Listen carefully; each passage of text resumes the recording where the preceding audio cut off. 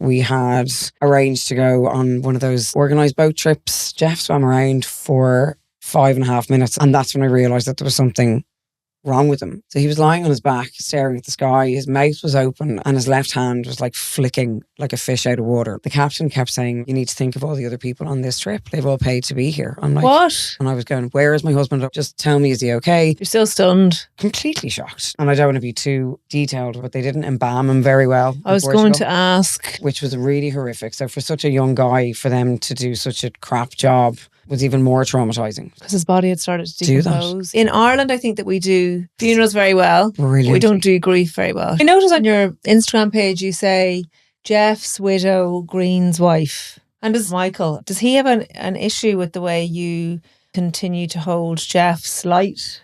He wanted to be with me and to make a life together, knowing the history, knowing about Jeff, knowing there was a great, great love before him. It's really important for people to know you can still talk about the person who's gone in a respectful way to the person who's still here. He knows how much of a part of my life Jeff is, and it's 14 years ago.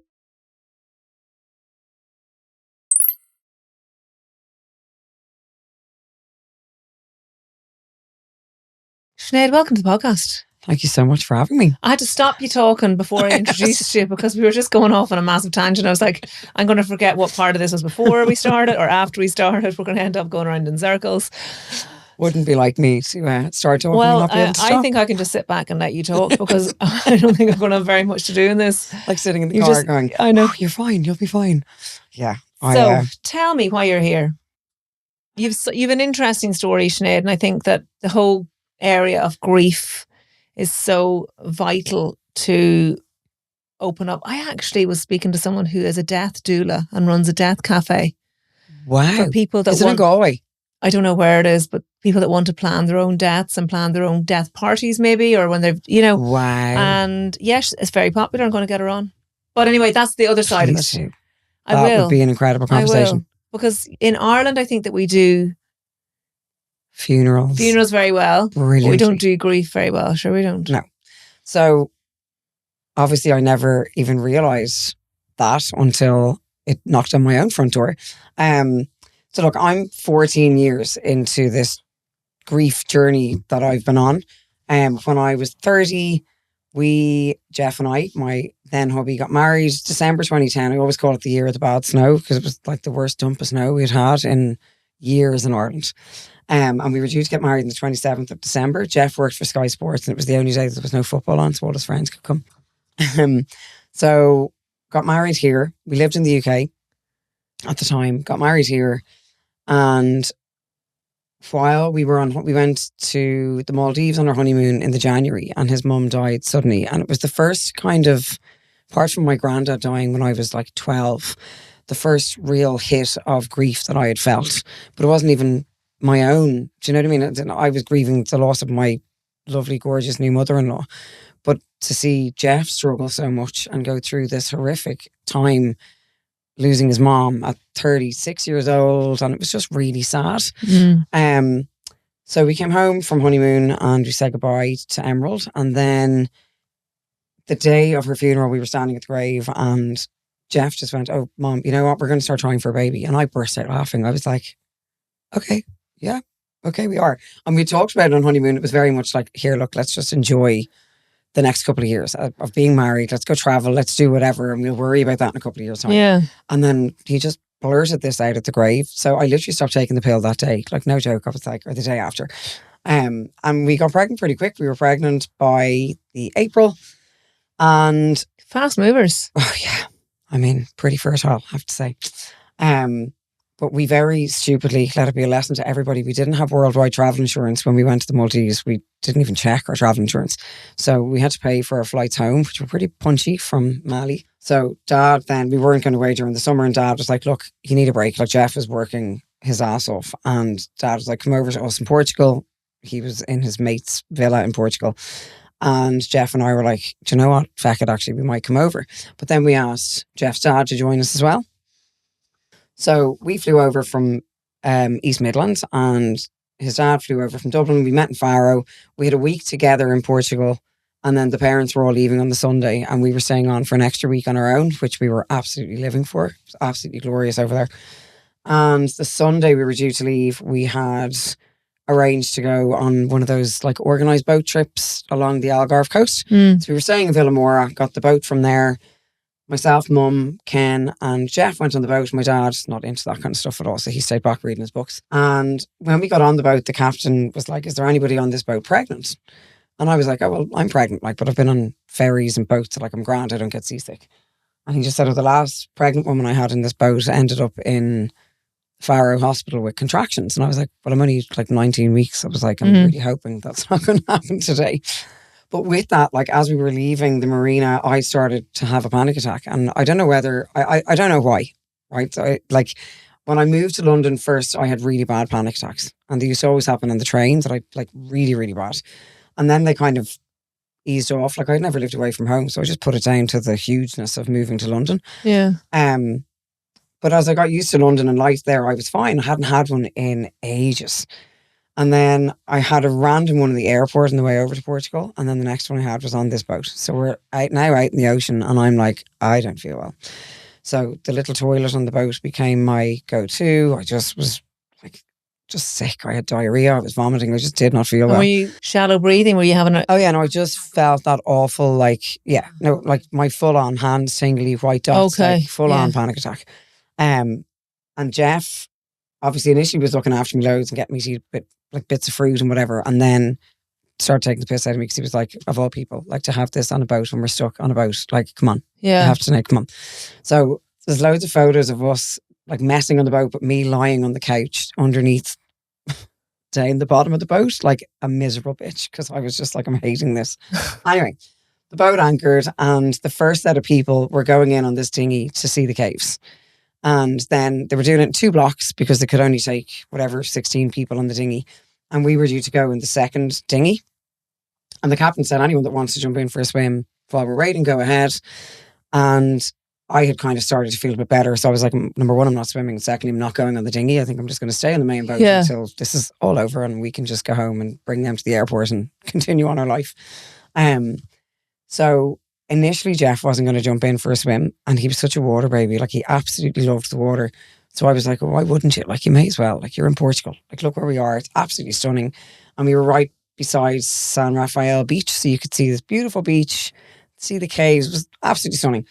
So eventually he was like, you know what, actually, I will regret it if I don't jump in. So in he gets. And there's 2 men and a younger girl in the water already. They were swimming around. They had gotten or jumped off the boat first.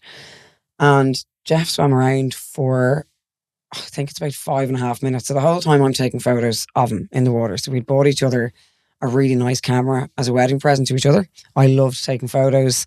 He loved seeing me take photos. And I'm snapping away in the camera, trying to get used to this like high speed burst that my newfound joy. And he's absolutely fine. And he's like hands up going, oh, look at the sunshine. This is gorgeous. It's glorious. And there's like a 40-second gap in the photos and something happened with the man and the daughter that I think she grabbed onto his neck or something. And Mum and I, being women, were like, oh, that was so dangerous. And, he let out a roar. She started crying and we were like, oh, do we need to get her out of the water? And then I turned the camera back to Jeff and started taking photos again.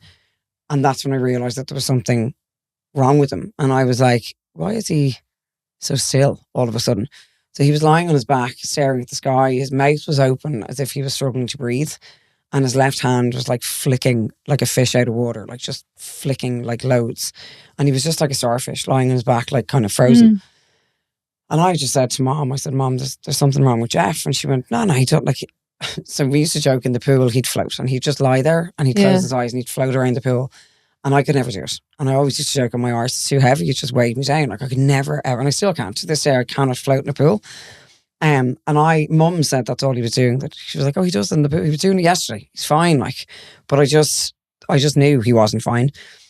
So I started shouting at him, and I still to this day don't know why I didn't jump in.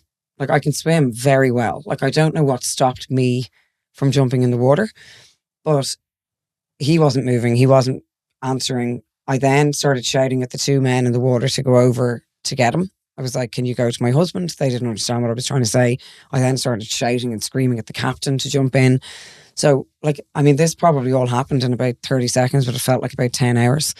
And then when I looked over, he had kind of gone limp. His two legs had gone down. His face had gone down into the water. So I started screaming at people. And the guy eventually swam over to him and he just kind of poked him in the shoulder and looked at me as if to say, like, what do you want me to do here? I'm like lift his head out of the water. Like he's drowning. Like lift him out of the water. So with that, the dinghy comes out of the caves. Now, I don't know whether the captain had radioed them to come out, but this is all unfolding at the same time. The captain had then jumped in, obviously realising that there was something up, and they dragged Jeff up onto the dinghy with all of these poor people sitting on the dinghy, and they just dragged him into the middle of it, and they wouldn't let Ken, Mom or I onto the dinghy. They were like, they just left. Like, they just went to Albufeira and left us on this main boat. So we sat there for way too long. That's all I can say. The captain kept telling me to calm down and kept saying, like, you need to think of all the other people on this trip. Like, they've all paid to be here. I'm like, what? Nobody wants to be here now. Like, nobody would mind if you brought me back to the shore to be with my husband. And I was like, I don't even know if he's okay. I said, you need to bring me back. And he just wouldn't. He just wouldn't bring me back. I'll never forget the frustration. And I said to Mum, I'm going to swim to the beach. Now, we could have been 2 kilometres away from that beach for all I know, but I could see the beach. I was like, I'm going to swim to the beach. I'm going to get help. I'm going to swim. And I had rang 999. I had then rang my dad to try and get my dad to go to Albufeira to meet Jeff off the dinghy to make sure he was okay. Couldn't get through to Dad. So I ended up bringing my brother in Dublin to ring the reception in the or in the villas that we were staying in to get the security guard to go to the villa to get Dad. Like, it was just, you just go into this mode of like, we need to figure out what we do here. So we were an hour and 40 minutes on this fucking boat in the middle of the ocean, and the captain wouldn't bring us back. And what were all the other people doing? They were all crying. I was the start. Like, I was. But why wouldn't he bring you back? What was the reason? He just wouldn't lift the anchor. He just said he just wouldn't. I honestly don't know. And I'd love to meet him now and be like, why wouldn't you bring me back? Why wouldn't you give me that last few minutes with my husband? You know what I mean? And it was never addressed after it. No. So next thing, the boat or the dinghy arrives back with just the driver or the guy who was on our boat and a paramedic, nobody else. And I was like, where are all the people? Why haven't they brought all the people back? Because obviously they all knew that he was gone. So they got myself, Ken and Mom onto the dinghy. They brought us back to Albufeira. And I'll never forget, like, I literally leaped off this dinghy onto the little, it's like a ramp coming off at the marina, and I ran up to the top of the ramp, and there was a like, you know, the high ace ambulances, like not the big one, it's a little van one. And the main ambulance guy met me, and he just said, "Are you his wife?" And I said, "Yeah." I said, "Where is he?" And he said, "Oh, just come with me for a second, just sit down. Let's just." And I was going, "Where is my husband? I want to go to Jeff." Like, it's nearly now 2 hours at this stage, and I'm like, "Just tell me, is he okay?" And he started firing so many questions at me, like, you know, did he have alcohol for his breakfast? Did he hit his head when he jumped into the water? Trying to cover themselves? I don't know. Just all these random, was he feeling unwell? You know, all of these questions. And I'm going, where is he? I was like, is he okay? Like, and then he just said, you know, we worked on him for a long time. And I was like, yeah, okay, fair enough. Like, you know, expecting to see him hooked up to oxygen and me going, you gobshite. Like, what on God is going on here? And he just said, you know, we worked on him for a long time. I can't even remember what words he came out with. Like, I'm sorry, we couldn't bring him back or whatever broken English he said to me. And I was like, huh? And I just remember the blood draining from the tip of my head down my body. And I was like, oh, I can feel my hands go now, even actually putting myself back there. Like, I was like, I'm going to go. I'm actually going to faint. So I just said, I'm going to get sick. And the side door of the ambulance was open. So I went to get out of the ambulance, and I ended up falling like head first out the side door of the ambulance. I'd say people watching were like, what the fuck is going on here? Like, so I fell head first out. I ended up with like a graze on my knee, graze on my head. And when I came to, I was on the stretcher hooked up to a drip. Oh. So I was like, okay, that clearly was all a total dream. I obviously got concussion, and and Jeff's alive. And none of this happened. Yeah. Like, but all I woke up to was my mom. I'll never forget it. Just wailing, no, please God, no. And I just knew, like, I was like, oh, he is gone. Like, he's not here anymore. And I remember saying to the guy, I had this overwhelming urge to go to the loo. Like, bizarre. I was like, I really need to go to the bathroom. Like, I need to pee. And he was like, you don't stand, or don't sit up, don't sit up. And I said, no, I'm actually fine now. And like, I'm trying to pull the thing out of my arm. And I just kept thinking to myself, like, I just need to go to the bathroom. I just need to pee and then I can deal with all of this. But I had this overwhelming urge. And he just said, I can't let you go in. If you go in there, you'll see him. And I was like, in where? I was like, where is Jeff? I was like, I just want to go sit with my husband. And he looked me dead in the eye and he just said, how would you feel if you lost your husband and your baby in the same day? We need to get you to hospital. You're after falling. You've hit your head. You're pregnant. And I was like, I don't, what? Like, I just want to go sit with them. I didn't even think in any of those minutes that I was pregnant. Like, it didn't even occur to me. Do you know what I mean? Yeah. So from what I gather, he was in the marina, in the building that we were sitting in front of. I was in the ambulance. Mum was sitting in the ambulance with me. Jeff's dad was in total shock, just sitting outside of the ambulance. And I remember my dad arriving with passports. So the passports were handed over to the ambulance guys. The door was shut and off we went. And he did say to me, if you really need to pee, I can put a tube, like I can give you a catheter. And I was like, just need to go to the loo. Like, this is all very dramatic. Anyway, so he wouldn't let me go see Jeff. He wouldn't let me sit with him. He wouldn't let me go near him. And I'll never forget the sirens. I've never been in an ambulance sirens before, but we went to Faro Hospital, sirens on, flew to Faro Hospital. I had a scan. Immediately the guy was like, do you know what you're having? And I said, no. And he said, do you want to know? Like, will I tell you? And I was like, no. And Mum went, no, don't, absolutely no. Like, do not tell her. Like, they had made a decision as a couple not to find, like, you're not to breathe a word to her. So I had the scan, obviously, like, the baby was absolutely fine, albeit the 19-week-old little teeny thing. Yeah. And then random, remember my hand where the IV had been started to explode, like blow up. Never seen anything like before. Like, but I don't know whether my vein or what happened, but it started to swell and it swelled and swelled and swelled. I was like, sorry, is my hand about to explode? Like, I need to get out of this place. But they still wouldn't tell me where Jeff was, where they were taking him to, anything. They wouldn't tell me anything. They just kept saying, you're pregnant, we need to look after you, we need to look after you. Then they gave me 10 milligrams of diazepam and put me in the car and sent me back to the villa. So I remember lying in Mum's lap the whole way back. And like, as a kid, Mum used to like run her nails through my hair, and I still am obsessed with people playing with my hair. Oh my God, I am too. I love it. So I just remember lying on her lap in the car and just her running her fingers through my hair and feeling totally out of it. Like, I was totally out of it at that stage. I don't really remember much that evening. Obviously he died abroad, so we contacted the consulate and they said, do you have travel insurance? And I said, yeah, we do. And said, you need to contact your travel insurance and they'll actually kick into gear. They'll look after everything. And I was like, oh wow, okay. So it really pissed me off because all the papers at home were like, the Irish consulate is looking after the family. And I'm like, they didn't. They did nothing. They didn't contact us. They didn't, it was all us trying to figure out what to do over there. But to be fair, the Funeral Services International, I think they're called, kicked in. But they sent this poor child, I'll never forget, he looked about 15, to come and look after us. So he arrived out that evening with like a wad of paperwork. And I actually at one point remember just scribbling on this bit, like signing stuff. I didn't even know what I was signing. But it was all for the autopsy to be done, to identify him by his passport, like all of this stuff. Did you get to see him? No. So they still wouldn't tell us where he was. This was the Sunday. So he died.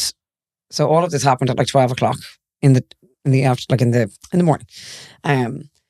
We got back to the marina at about 2 o'clock, went to the hospital, came back. So this is like 5 or 6 o'clock that evening. We're signing all these bits of paper. He couldn't even tell us where they had taken Jeff. Monday came and went, like literally sitting in the villa, ringing anybody, going, where have you taken my husband? Like, wouldn't even tell us what hospital they had brought him to. And then the Tuesday morning, I absolutely lost my shit on the phone. I don't even know who I was talking to. And said, it takes 5 to 7 days. And I said, he's not a fucking like bank transfer. He's a human and I want to go sit with my husband. Like this is now 2 days. You haven't told me where he is. I just remember losing my mind. And eventually they said, look, he was taken to Portimao and he's in the morgue in Portimao. And I was like, why couldn't you have told me that 2 days ago? So I literally grabbed the car keys and the guy was like, look, they won't let you see him until 5 o'clock. Like they need to do whatever they need to do. And 5 o'clock, you can go and sit with them. You can stay there for as long as you want. 5 o'clock this evening. So I was like, grand. So my whole day became focused on getting to Jeff. So I get in the car. I remember driving everywhere. It was the only thing I had any control over. So I drove to the hospital, and the morgue in Portsmouth Hospital is horrifically awful. It's like this big concrete, it looks like a commercial entrance for like a 40-foot truck kind of place. Awful. Okay. So I got out of the car and they made us wait in the waiting room. And I remember like our family had flown over. So my older brother and sister come over. My little brother stayed here to try and organise stuff here. And Jeff's brother and sister had come over. And I remember, and his best mate had come over, and I remember holding Matt's hand outside the door of the room and just saying, if it's him, just squeeze my hand. And he was like, okay. And like the second the door opened, he obviously squeezed my hand, and I was like, fuck. Because like part of me was still holding on to some hope that he was in a hospital hooked up to an oxygen mask somewhere. Yeah. And they had got it all mixed up and it was all a big misunderstanding. So I just remember saying to the guy, like, what happened to him? Like, what do you think it was? Like, and he just said, 90% heart attack. I was like, wow. Like, he was 37 years old, you know, no history of anything, like totally healthy. Like, it just didn't connect. I was like, I actually don't believe that for a second, but okay, if that's what you guys are saying. And they literally kicked us out about 5 minutes later. They're like, sorry, we're closing. So we literally got kicked out about 5 minutes later, walked out, totally collapsed in a heap on the ground outside. And then the rest of the week was just kind of focused on trying to get him home. Is it a difficult process getting them home when they die abroad? You just have to shout the loudest. I think that's the only thing that got me through the week. Like, they're very kind of flippant, and so yeah, it's difficult because they won't tell you anything. It's all through the funeral services. They won't, like, they had his shorts that he had on him on the dinghy. They had them. They had his wedding ring, like all of the little things that you're like, I need that back, and I want his shorts. Like, you know, it's like this rigmarole of having to go through 10 people just to get an answer to one thing. So we got to the airport, and at this point I had no filter. So I went up to the information desk and I said, hey, if you're traveling home with a coffin, like, where would the coffin be? And the woman's face was like dropped, and me, like, visibly kind of pregnant. And she was like, sorry, are you okay? Are you with somebody? And I was like, yeah, like, my mum and my sister are just dropping the rental car back. But like, if there's a coffin in the airport somewhere, like, can I go sit with the coffin? And she just was like, no, I don't. Let me go find that out for you. So the security guard came over and he was like, can you tell me where your family are? I'd say they thought I was some crazy person walking through the airport. So they eventually put me in a wheelchair because my legs just wouldn't leg. They were like, my knees kept buckling and I just felt so ill. And Aer Lingus were absolutely incredible. So they put us in, I guess, you know, the little holding area they kind of put you in. They wouldn't let anybody else in there. So they put myself, Mum, Ciara and Ronan in there. And I'll never forget, one of the air hostesses came over and her dad had died a month before, and she was hysterical. She was just like, I am so sorry that you're going through this.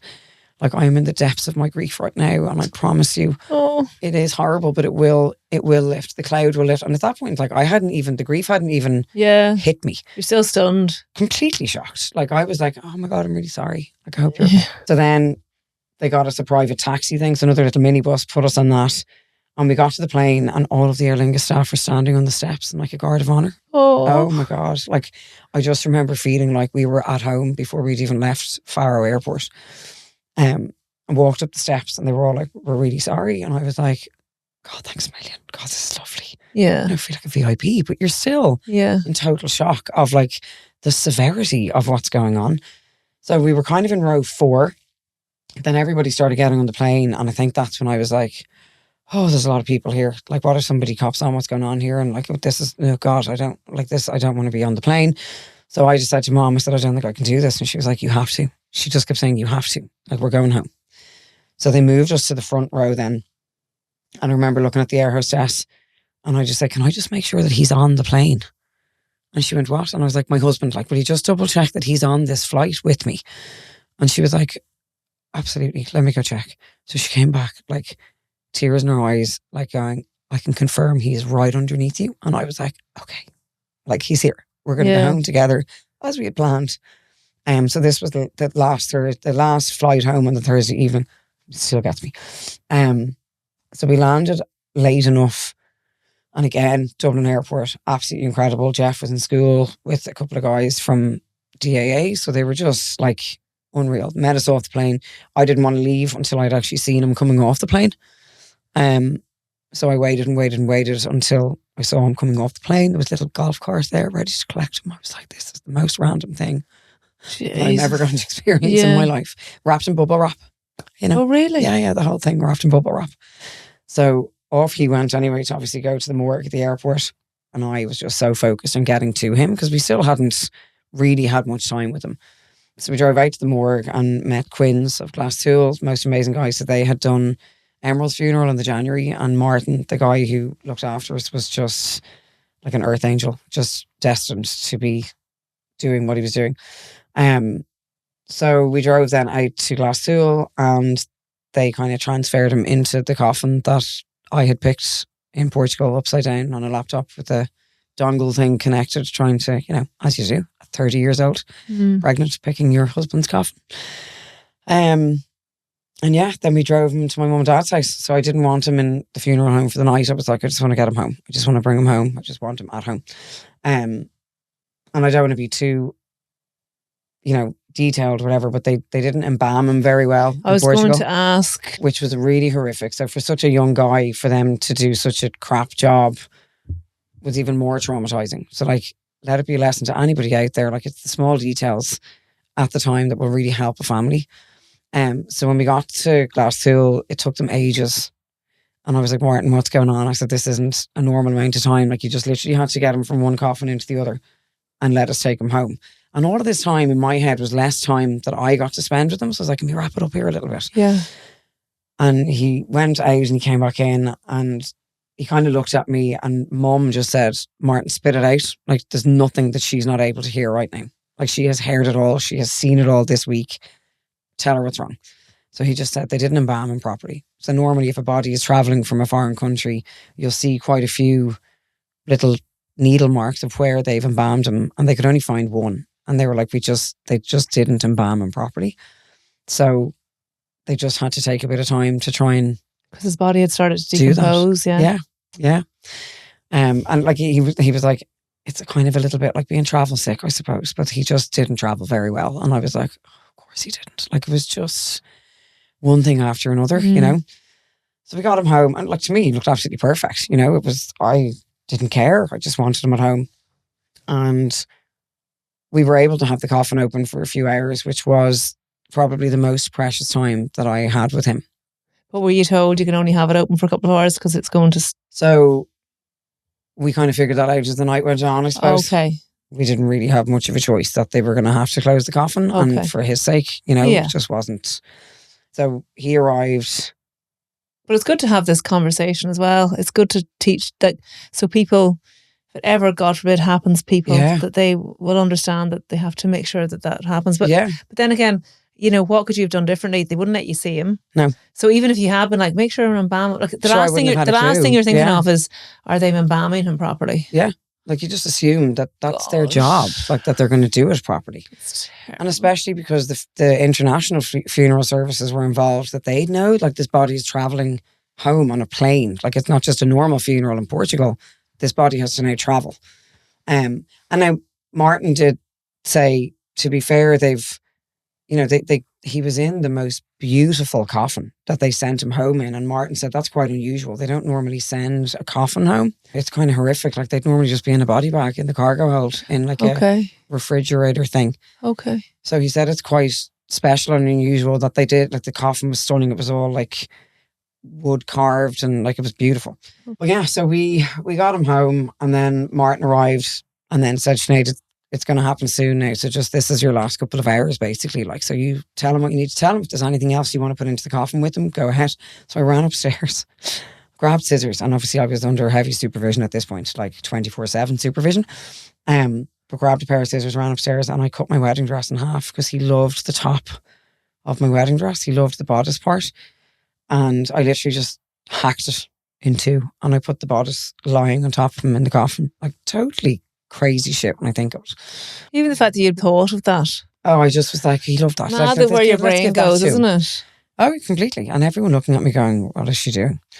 And then we'd bought a tiny little pair of Havianas in the airport for the baby. So I put both of them in, and I'm sorry I put both. I should have kept one and put one in, but I put both of them in. And then a little picture of myself, him and Kobe, our husky.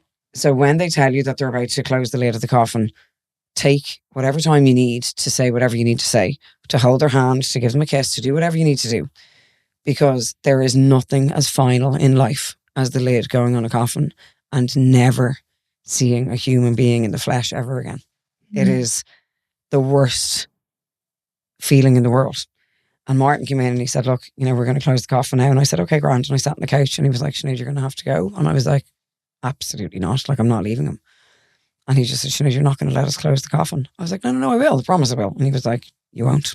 And I knew for a fact I wouldn't have. I would have been like, oh no, actually just give me 2 more seconds. I just have to tell him this. Or, oh no, just give me 2 more seconds. I just want 2 more minutes. He was like, you won't let us do it. Like, you have to leave the room.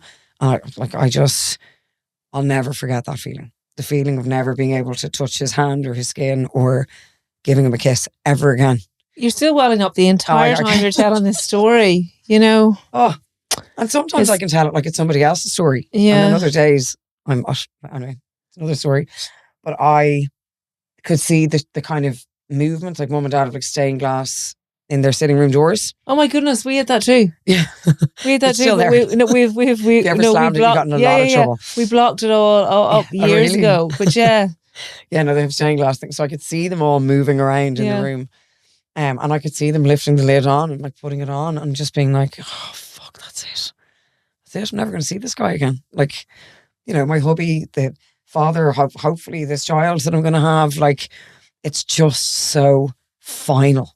And you don't realise it until you're there. But yeah, we gave him a great send off. He was buried in Shangana in Shankill on the Saturday. I just went like the funeral again. Like it was in Dundrum Church and like we'd only got married there 7 months before. So like next thing I'm walking up the same aisle but behind my husband's coffin. Like it's just the most surreal, most fucked up thing ever. Like didn't really get through the funeral very well. I remember having to go to the bathroom and dry retch halfway through. If I couldn't see the coffin I was fine, but we were sitting obviously in the front row. I don't know whether you've ever heard that thing about being in the front row at a funeral. No. Some people never get to be in the front row at a funeral. Like, as in their entire life. Oh, yeah. And then there's people that are always in the front row. Yeah, oh goodness. Didn't like being in the front row. So I, again, got that awful blood draining feeling and I was like, Mum, I'm going to go. And she said, no, do what the doctor said, put your legs up higher. So I had my legs up on the, like, you should have seen me. Legs up as high as I could on the pew, like, trying to get the blood to flow again. And sure, I couldn't. So I was like, Mum, I'm going to faint. So my brother and her carried me into the bathroom in the church. And then I sat, like, to the side because I was like, if I can't see the coffin, I may as well be at anybody's funeral, like I'm fine. Because the picture and everything, I just couldn't do it.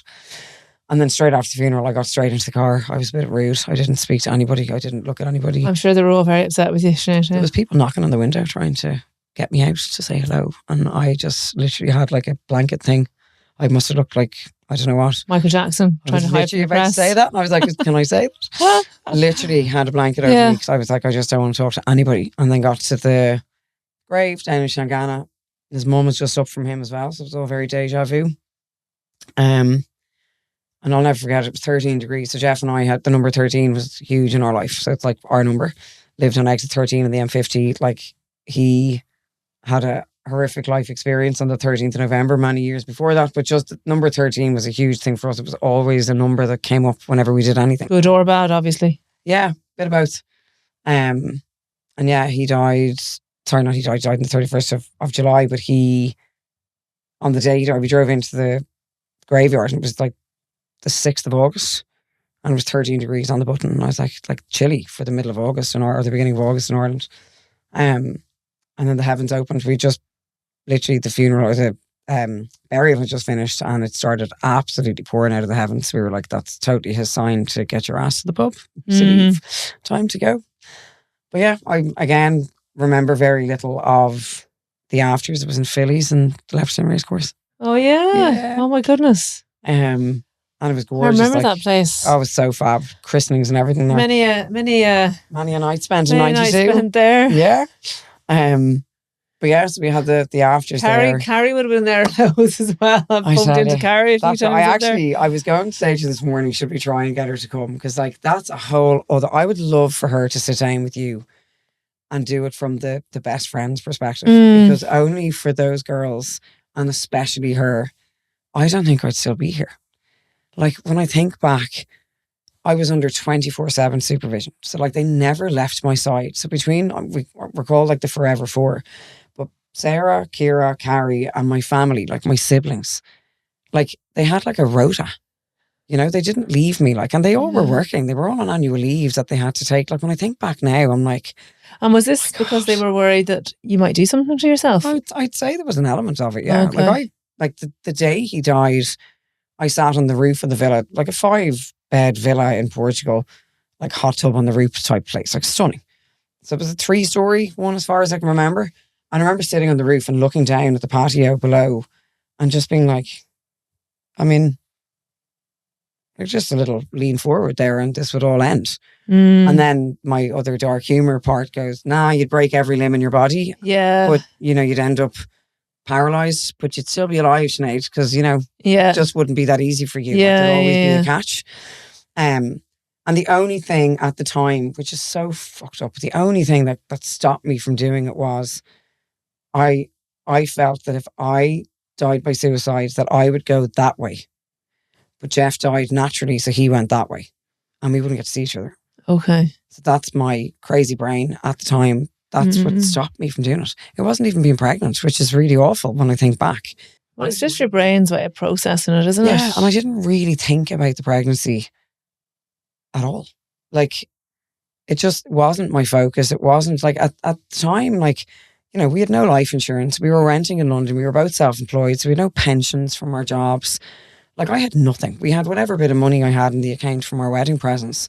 And literally that was it. Like, I moved back home with my parents and my dog, pregnant at 30. Like, I was so petrified at what lay ahead. And having a baby was just a whole other responsibility that I didn't even know if I was going to be able to do.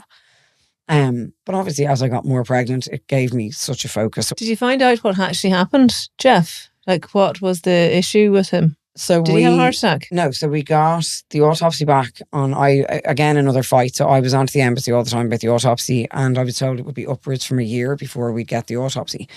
But Holles Street were like, we need to know if something genetic went on here. Like, something could be wrong with the baby. We need to, like, it'd be handy if we actually knew what happened to him. So I fought. They eventually sent it out on Christmas Eve. So Lily was born on the 11th of December, which is a whole other story. I was kept in for 5 days because I had a 4th-degree tear and just not so nice experience. And then got home for 3 days, I think, and then had to go back into hospital again back into Holles Street again. Because all my stitches, everything had broken down, everything was infected, had to go back in again. And then they found a rectovaginal fistula. So I had the most horrific delivery and aftermath of the delivery. And, you know, obviously you're grieving your husband, you're giving birth to a baby and you don't have the daddy's gone. Oh, yeah. Like, so your whole mindset even would have made it just 10 times more difficult for you, wouldn't it? It was the most bittersweet moment of my life. Like, giving birth to my first child. Like, I always wanted 4 kids. Like, we always wanted a big family. My mum and my sister were there. They were amazing. They kept the mood very light. Were the nursing staff and that lovely as well and sympathetic? They were amazing, but they wouldn't let me have a C-section. And I wanted to have a C-section. I didn't want to go through labour without him. And they just said, look, the recovery period is much better. The recovery period is much quicker. Like, you don't need to have a C-section. Everything in this pregnancy has gone perfectly. You know, let's just do this, you know. And my waters went at home. It was 38 weeks. I should have just gone in and had a C-section and got that baby out and had a normal C-section recovery. But everything started to kind of go backwards. Like, the pregnancy wasn't, or the labour wasn't progressing. Then they gave me oxytocin. Then it slowed everything down. And she ended up being ventouse. And that's what caused all the damage in the end. And I then had to go for surgery. So I was petrified. Like, I handed my newborn baby over to my mum and my sister and had to go in for surgery by myself. Like, it was all really overwhelming and it was just too much at the time. And then had that whole experience of everything happening after. And I felt really bitter. I was like, I just wanted to enjoy something. And you've taken that away from me because I can't fucking sit down. Like, I'm on a bloody ring cushion now. I had to breastfeed lying down on my side because I couldn't sit for too long. They had me on laxatives because I had the fistula, so they thought that it was better to have me on laxatives, so I couldn't leave the house because I was... Can you explain what a fistula is to people that don't understand? A fistula is basically a tear the whole way through from your vagina to your bum. So every time I went to the toilet or every time I farted anything, it was coming out both holes. So I couldn't really leave the house on laxatives because once you started going to the toilet, you had no control. You had to get to the toilet. So then they referred me to a colorectal specialist in Vincent's because it was totally out of their their expertise. They were like, look, we don't know what to do here. And met with him, and he said, look, I'm going to take you off the laxatives because it's actually not having the right effect. Like, you're actually okay to go to the bathroom normally, so let's leave the laxatives and then you can actually leave the house. I was like, okay. And basically, because it was so badly infected, he said, look, it takes about 12 weeks for an infection to just heal itself down there especially, so we're just going to leave it. No more antibiotics, no nothing. Let's just leave it, let it heal itself, and then once it's healed, we'll operate. And I was like, right, okay. So it was 12 weeks of awfulness, and Jesus, C-section would have done much better. I would have been healed and home and anything but what I went through. So then I had more surgery the following March. So she would have been 12 weeks-ish, I think, when I had the second bit of surgery, or the first bit in the fistula. So then by the end of, actually funnily, Jeff's first anniversary was when I got the all clear to like play sports and, you know, walk properly or do whatever. Like, And do you still suffer today from issues? Yeah, I do. Fuck. Oh, yeah, it's a pain in the ass. Literally. Sorry, I asked you about the autopsy report and then we got into the birth. Sorry. So I got it on Christmas Eve. It was all in Portuguese. So I then had to try and get it translated. So I'm sitting on Google Translate. There's no Google Lens there. Nah, You know the way? So nada. Not Not even back Instagram then. back then. No, Like I we know. literally, Instagram had just started. Oh It's like I had God, 2 yeah. pictures on Instagram. So I got the autopsy, tried to translate it myself. Mum was like, Sinead, this is ridiculous. So a friend of Jeff's, actually, one of his friends is Portuguese, and he said, look, she can do it for you. And I was like, amazing. So, because every translation place was closed until like mid-January or something. So we got it back, and the official cause of death was accidental drowning. Yep, accidental drowning. Like, I was like, but what happened before that? So I then sent all the pictures I had in the water. So we realised that one of the photos, Jeff is swimming away from me, and it's just before the photo of him lying on his back staring at the sky, and his left ear is about 4 or 5 times the size it should be. And then the next one, he's lying down and his ear is huge.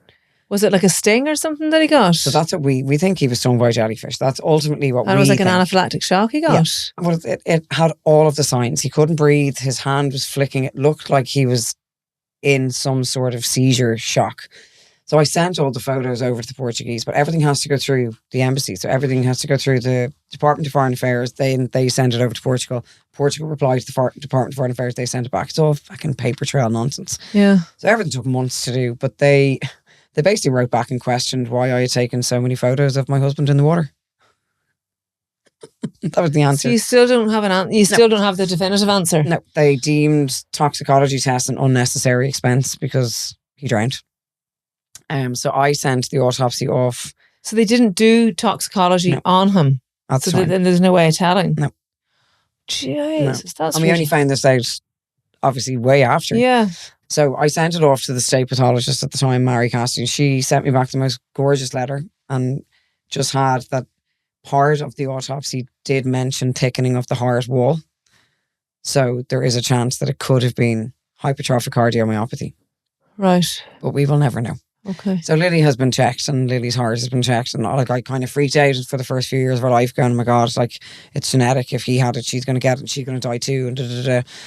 And she's been absolutely fine. Every time she's had checked, she's had a perfectly, beautifully healthy heart. So, but yeah, we'll never really know, which is really shit. Because it's just a little bit of closure, even though it probably would have made me more angry at the time if it had been something that preventable. I don't know. Like, a jellyfish sting is pretty random. It's not preventable, other than you don't ever go swimming in the sea, Yeah. But that summer... But also, is it unusual for someone to have such a deadly reaction to it? So that summer, there was an influx of Portuguese man of war, and they're deadly jellyfish. And 13 people died that summer in Portugal, in the water. Of sudden illnesses in the sea. Okay. All along the kind of same stretch. Okay. And the water was unusually cold. Like when he got in, I remember him going, oh, it's cold.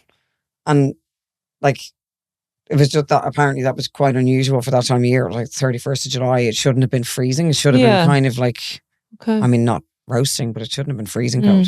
Anyway, there was a few weird kind of occurrences. Just kind of makes you think like, Jesus, when your time is up, it really is up. Like, so how did you navigate the whole new mom thing with a sore arse hanging off you, and new widow and colic. I'm sure your colic, oh lovely. Oh, yeah. Just throw it all into the mix.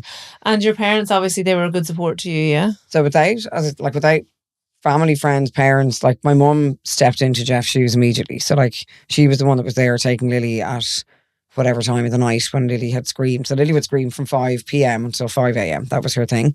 I really wanted to breastfeed for like a year or two, and that didn't happen. Did you have visions of yourself like in long floaty dresses, you know, with your hands, long grass? This is like, you know, feeling that. Yeah, do you know what though? I know so many women that beat themselves up about that, but it is. I always say breastfeeding's a marathon. Oh my God, absolutely. You know, and you had so much going on with you. I had no milk. Like you know, when you talk to people and they tell you how breastfeeding works, it's not. Your body just doesn't go, you've had a baby, here's your milk. Like, there's a diet, there's a rest, there's a process to and there's also, like, you know, I even know genetics. Myself from when, and even just my sister just had a baby, but even just when you're trying to pump, and if you're trying to pump and you're in any way stressed, no milk comes out. Yeah. If you're really chill, loads of milk comes out. So, you know, you were still grieving. Did you go to grief counselling? So I didn't for a year. Like the first year, there was so much to navigate between my bits down below, trying to get that fixed. Still grieving them. Jesus. Still. I know. Still. And then, like, I remember sitting in Holland Street and she just said, the doctor had come in. And the one thing I said to Mom, and I'll never forget, I said, Mum, if they fit me with a poo bag, I am going to kill myself. And Mum went, fair enough. Fine. Yeah, that's fine. You've been through so much now. Yeah. That's absolutely fine. That's the last straw.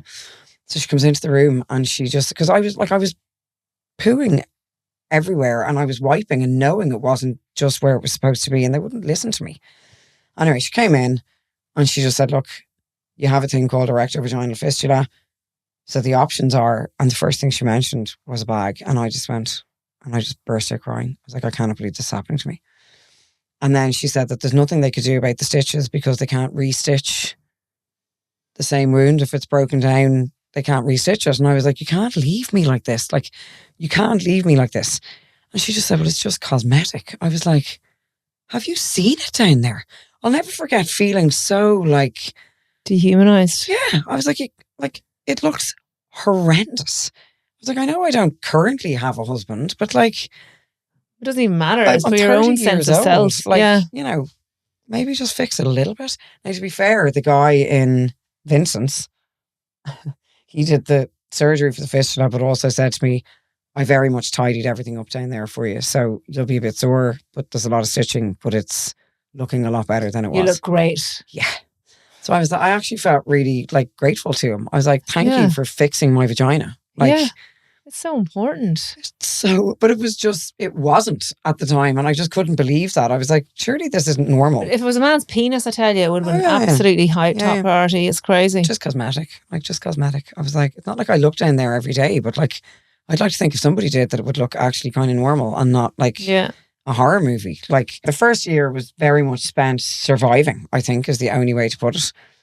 Lily obviously had horrific colic, tried to breastfeed, couldn't. Remember the midwife coming out going, Sinead, I know you wanted to do this, but I feel like smacking you across the face here. It's not working. She's starving and you just have to stop. You're literally driving yourself demented here with this.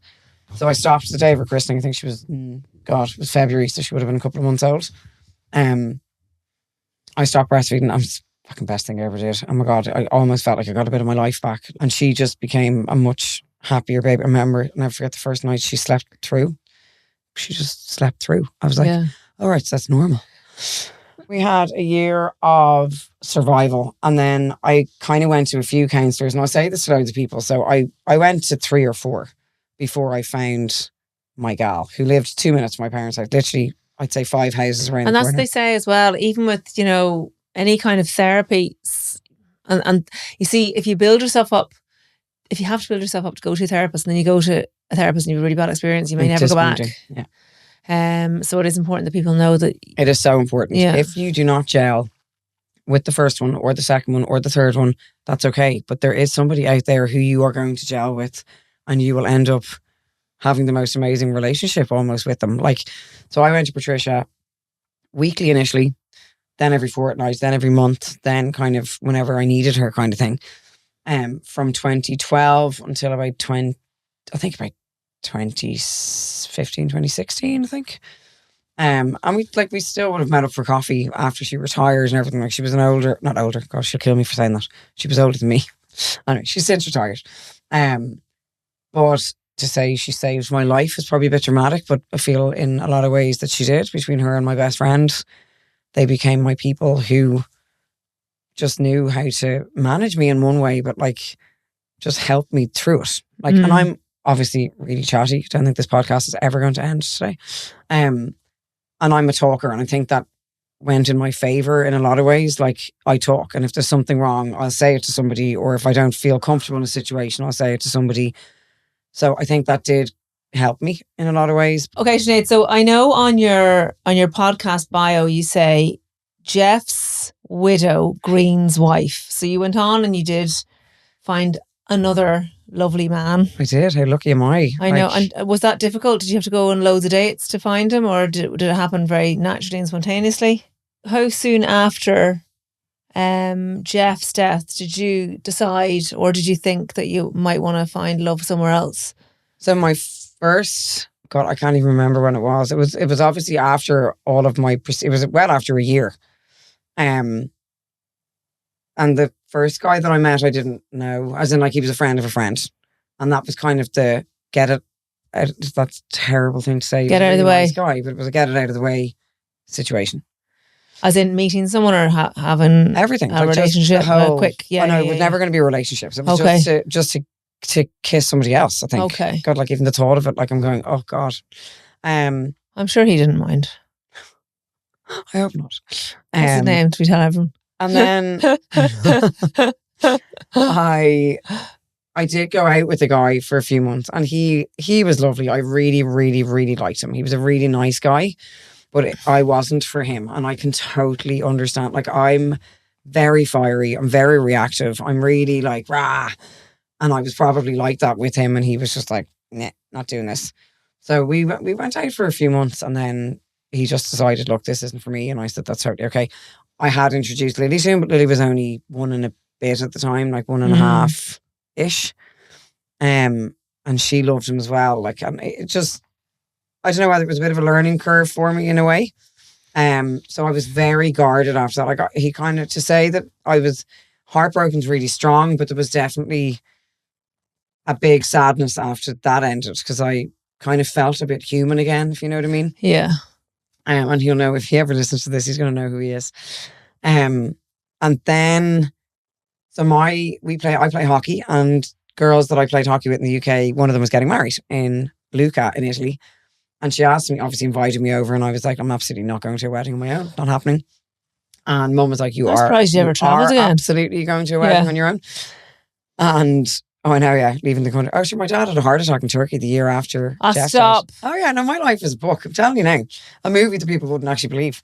We went on our first holiday after Jeff died, and Dad had a massive heart attack the day he landed in Turkey and ended up in hospital for 2 days. And Sinead, I can't cope with this now. Yeah. Mum was like, you're absolutely going to this wedding. You can't knock out. It's Lizzie's wedding. Like, they're all your girls from the UK. And I was like, okay, fine. So I went over. Now, I knew Michael when I lived in the UK, because we both played for the same hockey club. He played for the equivalent of the men's threes. I played for the ladies' threes. They all drank together afterwards, but I was engaged, and he had a girlfriend, like a long girlfriend at the time.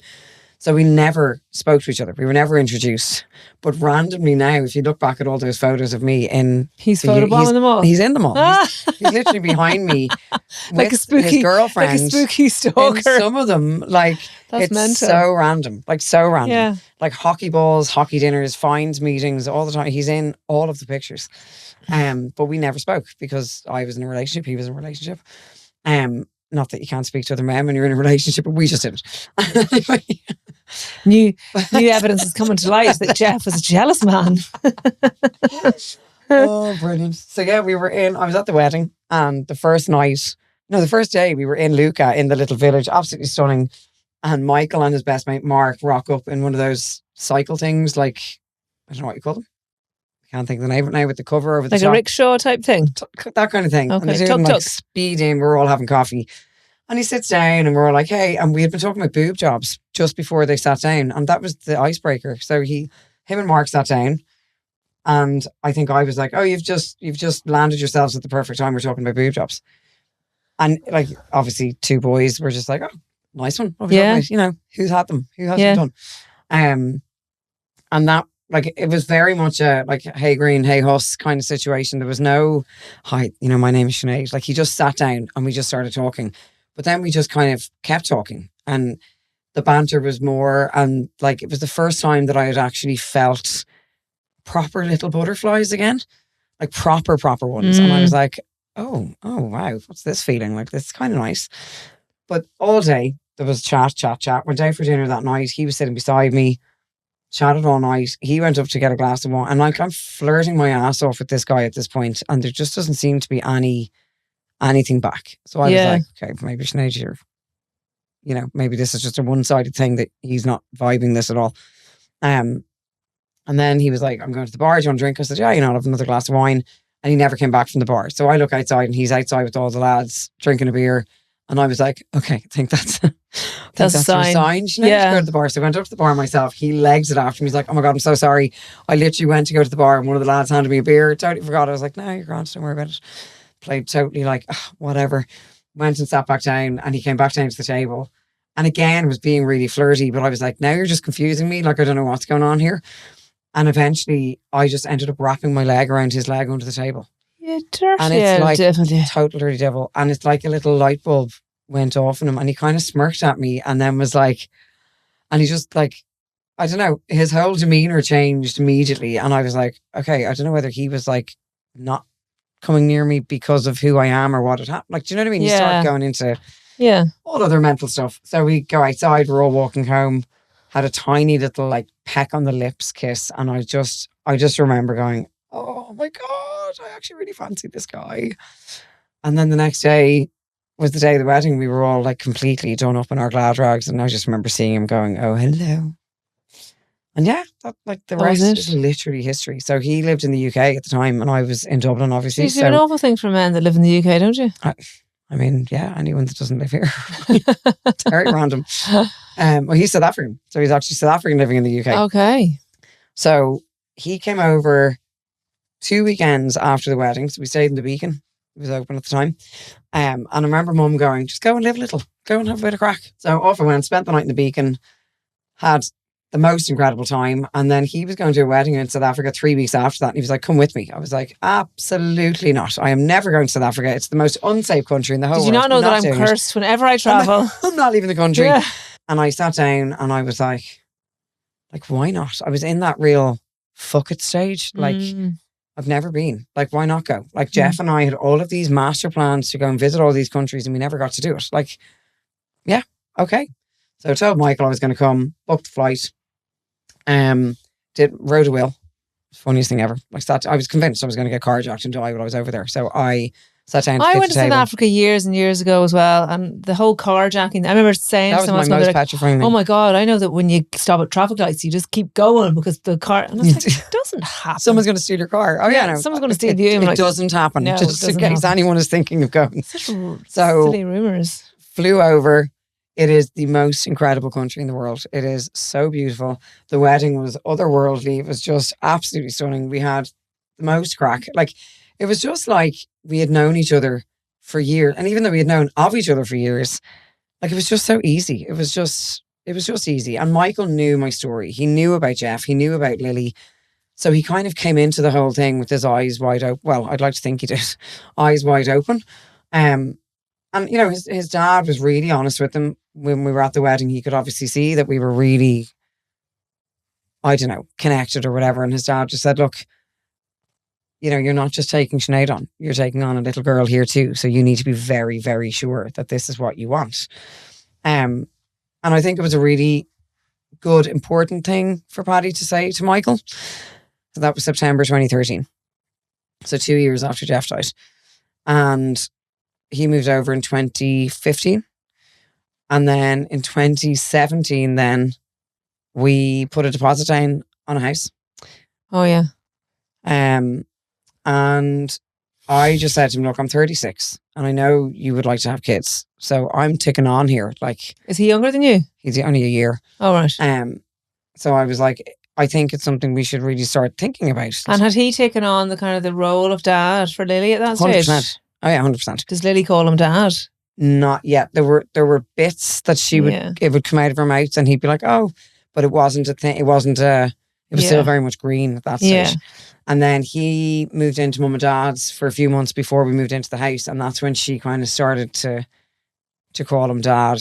Like, I don't even remember a time when it happened. It just happened so naturally and so nicely. But anyway, so yeah, I said to him about having a baby, and he was like, he's an only child. So he was like, yeah, no, I would love for Lily to have a sibling as well. It'd be great for her. So I said, right, well, like, I'm going to come off the pill. It'll probably take a while for it to wear off and for me to get pregnant because I'm older now and my body's been through hell. And I think I was pregnant 2 weeks later. Okay. It was a bit of a like, oh shit. So I was in work in Cabinteely and was chatting to my friend, and she goes, well, have you done a test? I was like, no, like, don't be ridiculous. Like, I literally had that silly non-period when I came off the pill. Like, I haven't had anything since. Like, it's obviously still regulating. Just like, just leg it up to Duns and get a test and do a test. So did that, and lo and behold, straight away, big pink line. I was like, oh shit. Like, we weren't even in the house yet. So I got home, told Michael. His reaction was amazing. Like, he was like absolutely thrilled but shocked and going, you told me this. You told me we had a bit of time here to kind of plan this. So we moved in. So Dylan was due in March. Please tell me you got a C-section. I was standing at the back of the church at a funeral in January, and my waters went in the church. Okay. And I remember being in the disabled toilet ringing mom going, yeah, no, my waters are properly going here. I think I need to get to Hollis Street 6 weeks early. I'm going, oh dear God, like, why can't something just go the way it's supposed to go?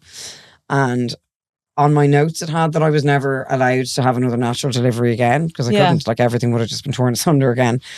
But again, got into Hollis Street, contractions were less than a minute apart, and the nurse, like the midwife, oh yeah, no, you're grand. I was like, no, I have to have a C-section. So if this baby is arriving today, you need to start making some sort of plan here.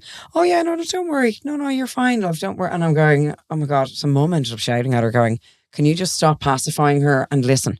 She had a 4th degree tear and a rectovaginal fistula. And it's like her face kind of went, oh, like almost like she knew how bad that was if I actually did have a natural delivery. So it all happened quite quickly after that. So yeah, he arrived that day, 6 weeks early, went into NICU for a couple of weeks. He was grand. It was just his lungs needed a bit more time. He was 5 pounds 7. He was tiny. And we had literally moved into the house 2 weeks before he arrived. So it was just a gorgeously amazing time. It was lovely. And Lily absolutely doted on her baby. They kill each other now. They have done for quite a few years. Oh yeah, they go through. They all go through that. I noticed on your Facebook, on your Instagram page, you say Jeff's widow, Green's wife. And does Green, or Michael, as his name is, does he have an issue with the way you, I suppose, continue to hold Jeff's light? So when I met Michael first, I was very open. Like, again, Instagram wasn't really a big thing; it was becoming a thing. And I had done a podcast. And I had started to kind of gain a few followers from the podcast. And I just kind of like very openly said to him, look, obviously I post about Jeff a little bit. How does it make you feel? And when I met him first, I just posted. But then when we kind of started to get together properly, I used to say to him, look, I'm going to post this with this picture. Is that okay with you? And every time he was like, of course it's okay, Sinead. Like, it's not like you're, saying that you don't really love me, that you like he was like, you're writing really helpful things for people, like, and Jeff, and I think that's the whole thing. Like, Jeff was a massive part of your life. He was your husband and the father of your daughter. Yeah. And I think to expect someone to just forget that because they've now married someone else isn't really fair. And I suppose our hearts are big enough to love everyone, aren't they? Like, past and present. Yeah. And like, Michael is an incredible human being in that, like, he's so accepting of me and of the situation. He loves Lily to her core as if she was his. Like, he's known her since she was just 2. I can't even describe just how amazing it is for him to be able to just embrace it all and to want it. Like, I mean, he was a big boy. Like, I didn't force him into anything. Like, he wanted to be with me and to be with us and to make a life together, knowing the history, knowing about Jeff, knowing there was a great love before my great love with him. And I think it's really important for people to know you can still talk about the person who's gone in a respectful way to the person who's still here. Like it's not a bad thing to do. Like I always say to people, if Green died tomorrow, like I would absolutely be exactly the same for him. Like, you know, if I died, I'd like to think that somebody might write a nice post about me on Instagram. But it's also helping people that are going through it as well. And you do a lot of work with grief and grieving people, don't you? Yeah. So I, again, because of Instagram, like people would kind of message, I'm sure you get it as well. Like you get messages all the time from people. And I always try and reply because they're always, to me, people who are reaching out because they need some sort of, not even guidance, but just somebody who kind of gets us, who gets the feeling or the experience or whatever they're going through at the time. Is it mainly people that have lost partners that reach out to you, or is it all kinds of grief? It's kind of lost partners and now fertility, because we had a bit of a hellish journey to get to number 3. We had 4 back-to-back miscarriages during COVID. So from 2020, we started trying for number 3, lost our first pregnancy at like about 6.5 weeks. Then I had an ectopic pregnancy off the back of that. Then we lost a baby at 9.5 weeks, called him Charlie. He had trisomy 21. So he had Down syndrome. They sent him off for testing. And then we had a chemical pregnancy. So we kind of had one of each nearly, apart from a molar. We had everything else. We had a chemical pregnancy in the January. And at that point I was like, I'm absolutely done here. And that's kind of where most, I think, of my following has come from now, is the fertility side of things, because it's a lot of moms that were either going through the same hell that I was going through at the time, or moms that are pregnant at the same time that I eventually had Albie. But I started a thing called Spark of Life, which was a candle, so random, that like the last attempt that we had was thankfully Albie. And was this an IVF journey that you had? No, wasn't it? It was very much a last hope that we could do this and that it would actually stick. So I had no problem getting pregnant. I could blink and get pregnant. Totally fertile. Everything was great. But I just couldn't stay pregnant. Well, so I started lighting a candle the first day of the 2-week wait, and I called it Spark of Life. So when you lit the candle, that was your little spark. That was like so random. The sperm meeting the egg, the spark to connect the two, and then the flame growing was your baby growing. And I lit a candle every single night of that pregnancy, and I hashtagged it Spark of Life. And it became a bit of a thing. So everybody started doing it with me. People that weren't even trying for babies were doing it in their house to try and get this pregnancy to continue. It was so random, but so lovely at the same time.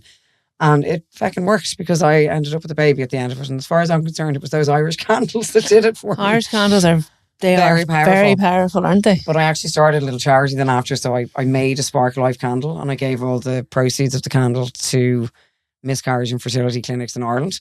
And I'll never forget, the first batch that I sold was the day that I went back to Portugal for the first time since Jeff died.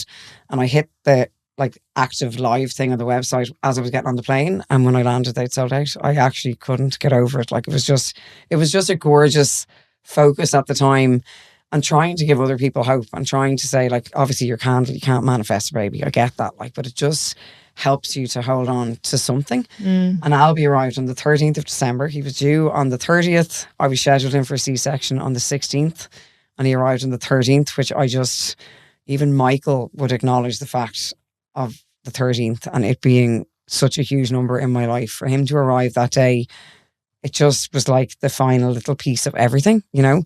And that's another thing about Michael. Like, there's so many things that he'll say, oh, well, I suppose we can thank the big man for that. Like, or we can thank your man for that. Like, he knows how much of a part of my life Jeff is, even throughout my life. And it's 14 years ago. And that's also another reason why I kind of wanted to chat to you. Like, as you say, the Irish are so incredible at doing funerals. We are amazing at the send-offs, but we're kind of crap with the grief. We're very much like, oh no, you can't. It's so disrespectful that she's talking about Jeff on her Instagram page when she has a new husband. I'm like, why is it disrespectful? I have 2 great loves in my life. I've got lots more. I've obviously got Lily and my boys, but like the men in my life, the 2 men that I was so lucky to meet, just because Jeff is dead doesn't mean he's not a huge part of it still. Like he's still very much there.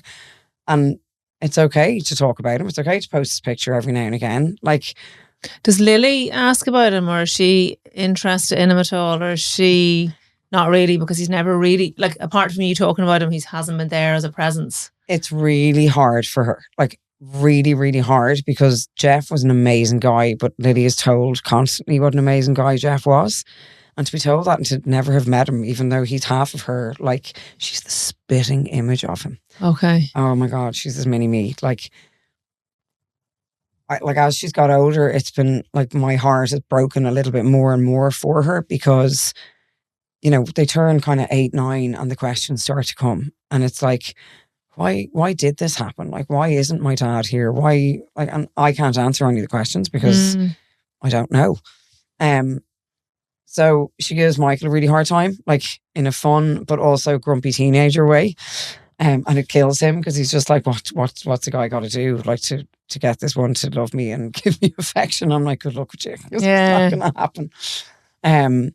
But they have a gorgeous relationship, and I don't know, it's really tricky for her. And I think any kind of parenting is difficult, whether it's a step parent role or a, you know, throw in a dead dad, and it's a whole other challenge. Like, and it's quite hard to have, you know, like appointments for kids, or just, as you know, the waiting lists are absolutely out the door. So you're trying to get her into anything, and it's a 2-year wait or 2.5-year wait, or, you know, it's difficult. But I think she deals with it in gorgeous ways. There's photographs of Jeff in her rooms, photographs of Jeff in the bathroom downstairs. Like, he's around our house, you know. And does she see any of his family? Yeah, so she'd still very much see his sister and brother and his dad. Okay. And obviously Jeff's nieces are still, like, they that's how we met. I used to babysit the 2 girls, and that's how we met, how Jeff and I met. And she's very like his size. She's very like one of his nieces, especially one of his nieces. So yeah, like, that connection for me is hugely, hugely important. I don't see them half as much as I'd like to. Like, everyone's life is so busy. But for her as well, to have that connection with them is just massively important, you know?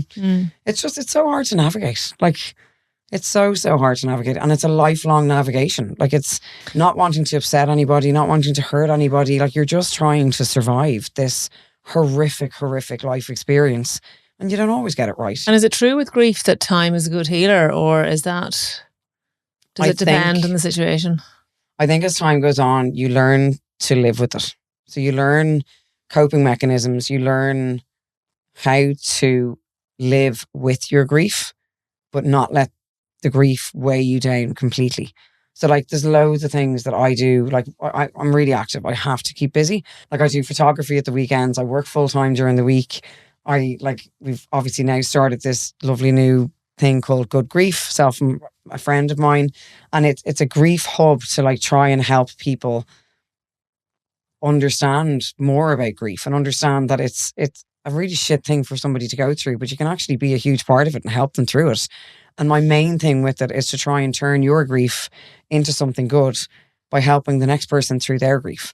So, like, I always kind of felt that, you know, what happened to Jeff, it's all in vain if I don't do something with the experience after, if that makes any sense. Yeah, no, it absolutely does. And, like, I'm going to the Camino in September. So it's the one thing that I always wanted to do, and Jeff always talked about doing it, like, was walking. We wanted to do the whole thing, but I'm leading a group, and I'm like I can't wait to do that with people who get it, and, like, a group of 50 people, and we're all just walking and talking and healing and being inappropriate and having a dark sense of humour and not being judged for it. Like, my humour is shockingly bad. Have you held back on the podcast? Oh, hugely. Yeah. Oh God, yeah. There's only a little tiny circle of people that get my dark humour. Did you listen to the podcast that I did with Dimna? About grief? I listened to your one with your brother, which I thought was absolutely brilliant. Oh yeah, thank you. I did one with Dimna Little, and her mother died there recently enough, and Dimna's a bit of a comedian. Well, a bit of a one. She is a comedian, but that podcast went in so many different directions. But it was so funny in some instances, and then, like, crying in others. It's amazing. I know mine. But my sometimes humour will get you through. So, like, my best friend, again, she is one of, probably her and my little brother are the only two that I really unleash the full extent of my dark humour on, because they just totally get it, and they're as bad as I am. Oh yeah, you need someone to get in your lane too, don't you? Or that's in the same lane as you. But you see, like, if you don't laugh, like, you'll go insane and you'll do nothing but cry. Like, there's so many parts of my story since 2011 that are actually so fucking ridiculous that they're a bit unbelievable. So it's like, we'll just make a little bit of a joke about it. Oh, when you said about your dad having the heart, I was like, I don't even want to go into that story, Sinead. That's a whole other thing. But, like, even after Jeff died, my 2 bridesmaids, like, Carrie's dad passed away 6 weeks after Jeff, and then my other best friend, her brother died by suicide 3 weeks after that. So in those 9 weeks after Jeff died, we used to call my parents' house morning headquarters because we just sit at the table and drink tea and plan funerals. That's what we did with our lives when I was 30 and pregnant. Like, no joke, no word of a lie. Like that became our total and utter piss take of a life. Yeah. You know, but yeah, it actually did. It full on is actually my life. Sinead, what advice would you give young people today? There is so much. My first bit of advice would be delete Snapchat. Delete Snapchat. Okay. Your power is in your reaction, I think, is a huge bit of important advice to give any young person, because we're so quick to react in life to things that may not go our way, or maybe they do go our way and we still don't have a very good reaction to them. And I even try to say to Lily, with friendships and bullying, whatever else goes on, that her power in all of this is how she reacts to it. And I just think it's not really told enough to young people. Just to take a breath, take 10 seconds, take whatever you need to take, but just your power is in how you react to things in life. And it's jobs, it's friendships, it's family, it's everything. And what's the meaning of life? I have sat with this question. I have honestly come up with so many different things. To me, the meaning of life, after everything I've gone through, if you'd asked me this when I was 29, it would have been a very different answer.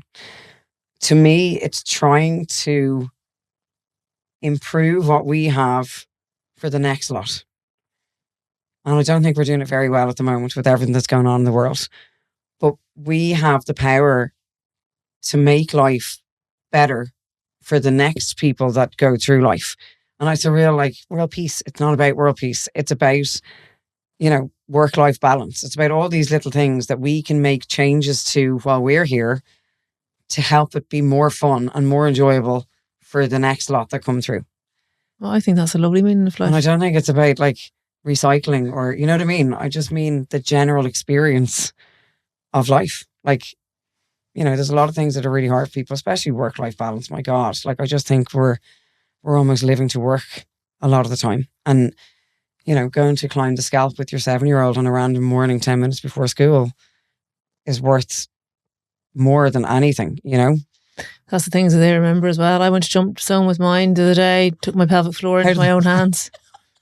Tell you, that was some experience. But I agree with you. Yeah, I try and find the little moments with my kids like that too. Yeah, because it's so busy. They can just pass you by. And do you know what? I was getting my eyebrows done the other day, and the lady that was doing it said, so obviously my kids are teenagers now, and her kids are that bit older too. She goes, there was a lady in here the other day, and she's paying €1,700 in a creche. Oh yeah, I'd well believe it. I mean, how much money do you have to be fucking earning a month to be able to pay to your work taxed income? To work. To actually go to work. It's great. And I'm not, this is no shade on the creches, because I know they have to pay their staff, and I know there's some rules and regulations, but the country is broken that parents are broken. I remember paying creche fees, and I paid creche fees, but also my parents were able to help me out, and my mother-in-law was able to help me out as well sometimes. So there was never 3 in the creche at the one time. And we're lucky in that sense as well, because there's so big gaps between all the kids. It's actually unfair to expect it of our older parents as well, that they will do that. So it's just, anyway. And then there's the attitude of, well, you chose to have kids. I'm like, all right, we'll all stop having kids then. Is that the answer to this? We'll crazy. Just stop having children. But that's a podcast in of itself. Actually, I think I need to get someone on to have a good old bitch about You should. And it's not a bitch, it's more of how do we fix it? Because or try to make it's terrible. This is what I mean. Parents. So we're going through this, and we've had our shit times with house prices and whatever. Our parents went through it in the 80s as well.